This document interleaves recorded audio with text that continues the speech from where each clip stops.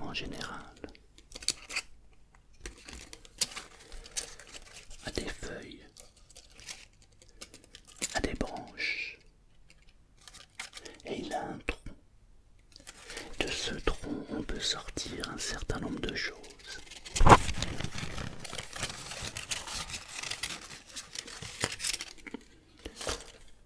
On peut par exemple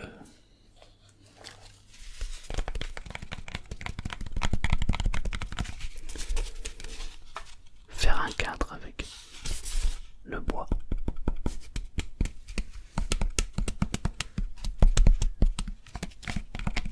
On peut construire des maisons. On peut se chauffer. On peut même fabriquer des objets. Par exemple, ceci, le blaireau, pour se raser.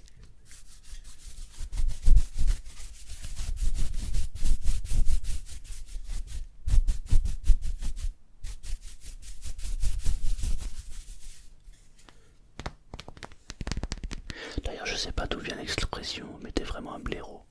Ça doit pas venir de ça. On peut aussi fabriquer, par exemple,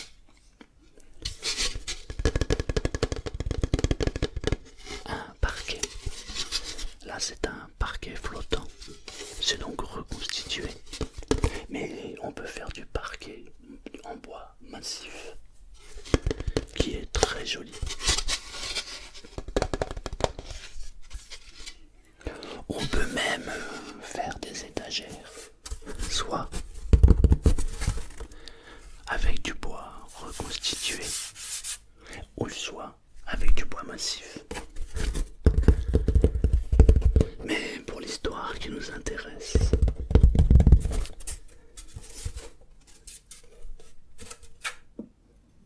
c'est de ce bois que je veux parler.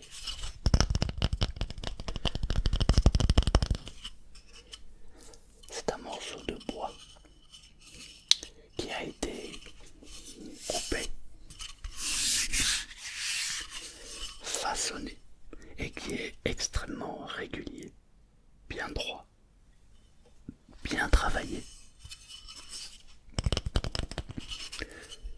Lorsque j'avais 23 à 24 ans,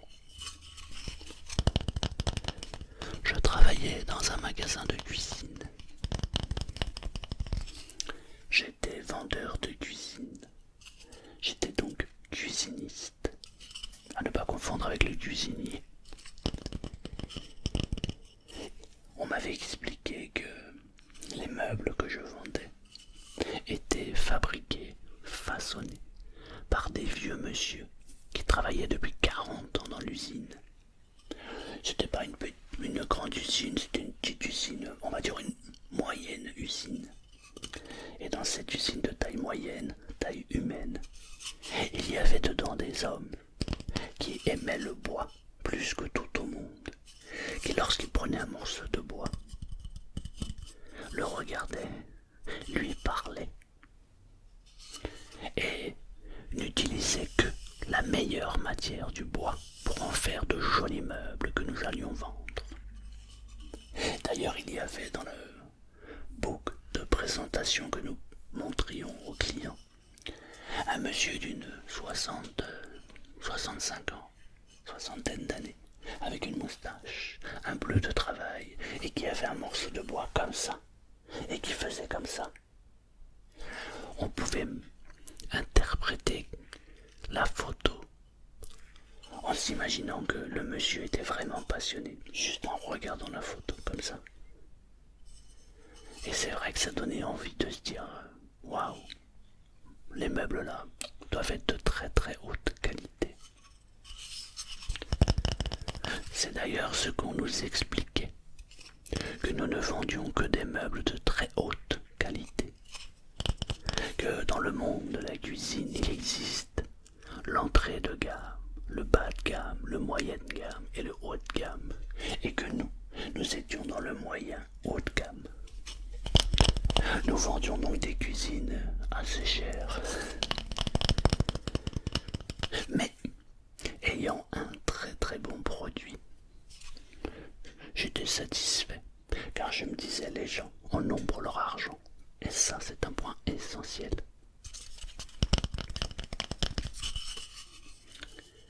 Je faisais partie des meilleurs vendeurs, parce que je suis quelqu'un de passionné. J'étais autant passionné que le vieux monsieur qui travaillait le bois. Et lorsqu'on est passionné, alors on parle de manière passionnante. Et lorsqu'on écoute quelqu'un de passionné, on est vite capté par la passion de l'autre. Un jour, le directeur de magasin, lors d'une réunion matinale, nous annonça que nous allions partir visiter l'usine. Waouh! Pour moi, là, ce fut une excitation immédiate. Enfin, j'allais enfin découvrir ces vieux monsieur qui travaillaient le bois. J'allais rencontrer des gens passionnés, des gens passionnants. Et j'aurais encore plus d'arguments pour expliquer à mes clients qu'ils étaient au bon endroit au bon moment pour acheter la cuisine qu'il leur fallait. Les meubles bien droits, bien propres, bien beaux, bien travaillés. On nous avait expliqué que c'était verni à la main. Il y avait des gens qui étaient payés pour vernir à la main les meubles. Waouh! On était vraiment dans le moyen haut de gamme. Les meubles étaient assemblés au millimètre près. Alors quand on veut une belle cuisine, c'est les finitions qui comptent. Alors, voilà que le directeur se met à louer 2 minibus, parce que nous étions peut-être bien 10 ou 12 à travailler dans cette boutique. C'est une grosse boutique. Le matin, on se donne rendez-vous devant le magasin et on s'en va. Après quelques heures de route, nous voilà arrivés dans les Vosges. Nous allions visiter l'usine Vogica, d'où les Vosges. Il y avait une campagne de publicité quelques années en arrière, ils avaient fait un jeu de mots avec Vogica, et ils l'avaient mis à l'envers, ça faisait Cagivo. Mes parents ont acheté une Cagivo, ça avait fait un carton ça, cette marque.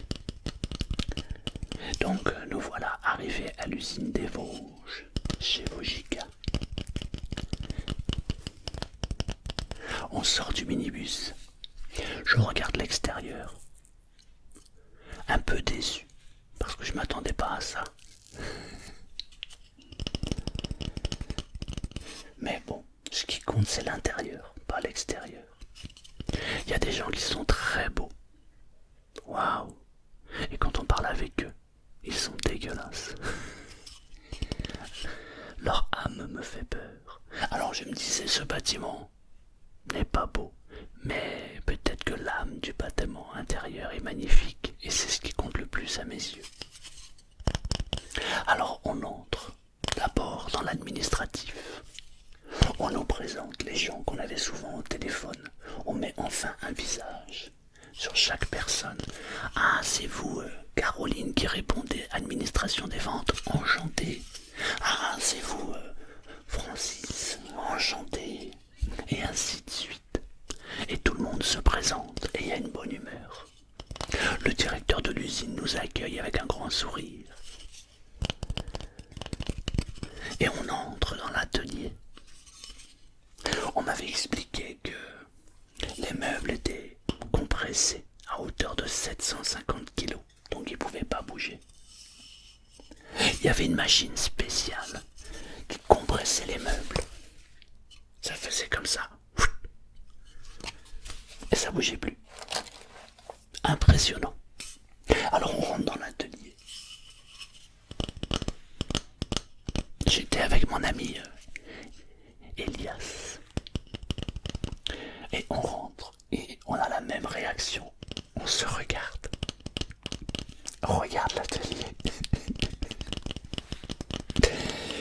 Et là, immédiatement, je sens que c'est fini pour moi. Je ne pourrai refuserai plus jamais de vendre de cuisine Fujika. Parce que mon petit papy là qui travaillait le bois, il y a longtemps qu'il avait pris sa retraite.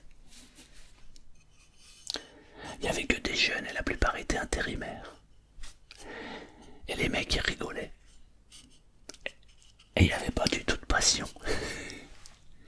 Alors avec mon ami Elias, on s'approche de deux intérimaires qui étaient en train d'assembler des meubles. Et moi machinalement je dis mais comment vous faites pour faire la compression des 750 kilos? Et les deux lascars se regardent incrédules. De quoi? De quoi tu parles? Bah oui, vous prenez les meubles et vous les compressez à hauteur de 750 kilos pour pas qu'ils bougent. Et là, ils se regardent, ils s'éclatent de rire et ils disent bah ouais, regarde. Ils prennent les deux côtés et font slack.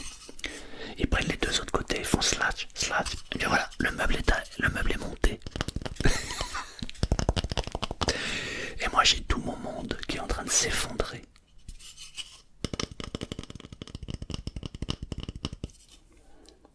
Et là, pour moi, c'était la fin de toute une aventure.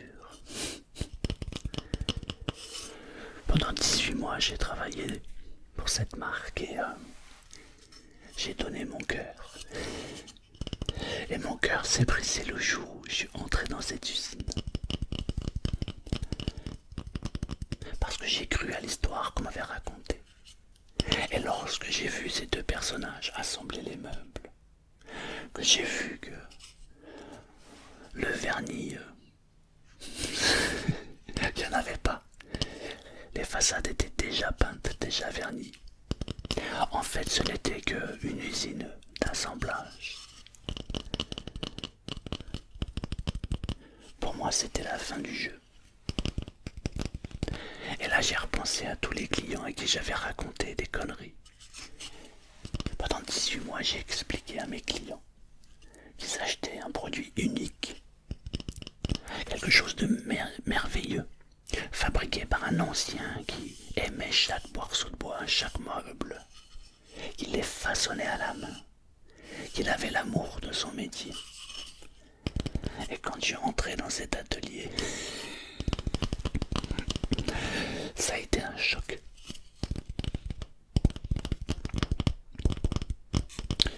À la fin de l'après-midi, lorsque nous avions fini la visite totale et que nous sommes remontés dans les minibus, je n'étais plus du tout le même.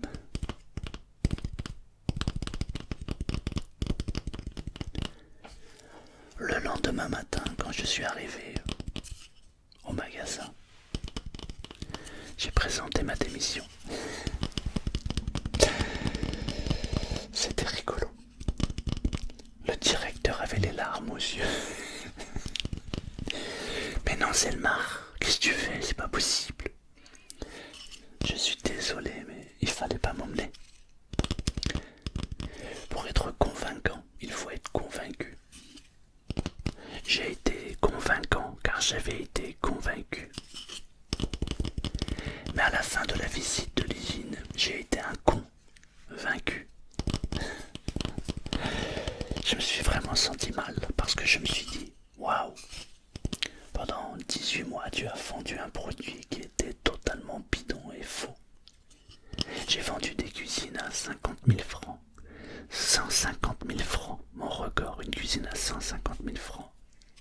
Et en réalité c'était une cuisine qu'on pouvait acheter chez Castorama. Ça m'a causé quelques petits soucis. Il est vrai que c'est indépendant de ma volonté, car que je ne le savais pas. Mais dès que je l'ai su, j'ai été obligé d'arrêter de travailler. Tout ça pour vous dire que parfois on rencontre des gens passionnés, et ça en devient passionnant. Mais quand il n'y a pas la passion, il n'y a pas de magie. Du coup, j'ai travaillé ailleurs. Et j'ai fait une nouvelle aventure dans d'autres domaines.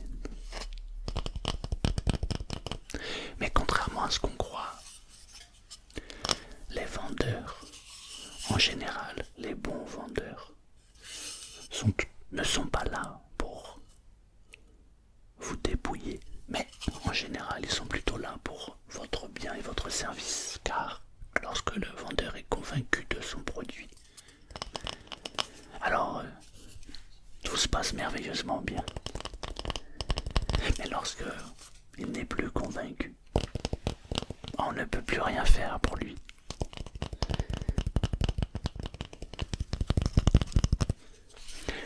Cette expérience m'a appris ensuite à faire très attention aux histoires qu'on me raconte.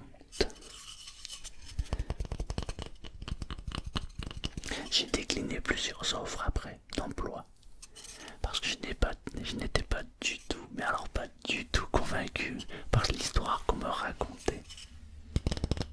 Et un homme convaincu en vaut deux minimum.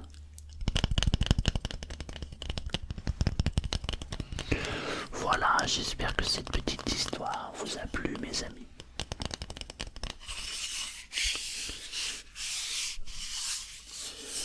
Mais j'avais adoré ces fameux mois, cette année et demie que j'ai passé. Comme j'étais convaincu de mon produit, c'était merveilleux. Voilà, je vous souhaite une bonne nuit, une bonne soirée. Et je vous dis à bientôt. À bientôt.